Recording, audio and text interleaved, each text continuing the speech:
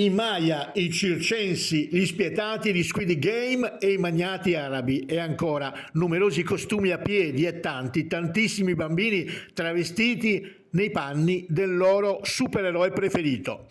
Sono alcuni dei costumi del Carnevale 2023 organizzato a Barisardo che con i loro colori e allegria riempiranno le strade del paese e si prestano a farsi ammirare dai tanti ospiti curiosi. L'apertura ufficiale della festa è in programma sabato 18 febbraio con Isferalis del 1973 che alle 15 daranno il via alla sfilata. Insieme a loro i cattivissimi Bunga Bunga, Isferalis del 60 saranno tutti protagonisti. Con la partenza da via Cagliari percorreranno il corso per arrivare fino a via Vittorio Emanuele. Il lungo corteo sarà composto dai carri di Tertenia, Ierzu, Cardedu, Arzana e Tortolì che faranno omaggio al paese con la loro fantasia trasformata in costumi colorati.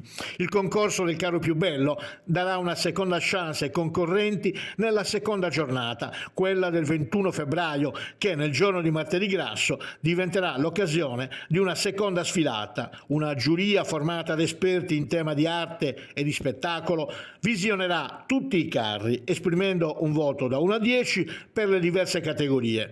La più colorata, la più emozionante, la più curata nei dettagli, la più originale, la più rappresentativa del Carnevale 2023 verrà premiata. La somma dei voti nelle singole categorie decreterà il vincitore che si aggiudicherà un ricco premio.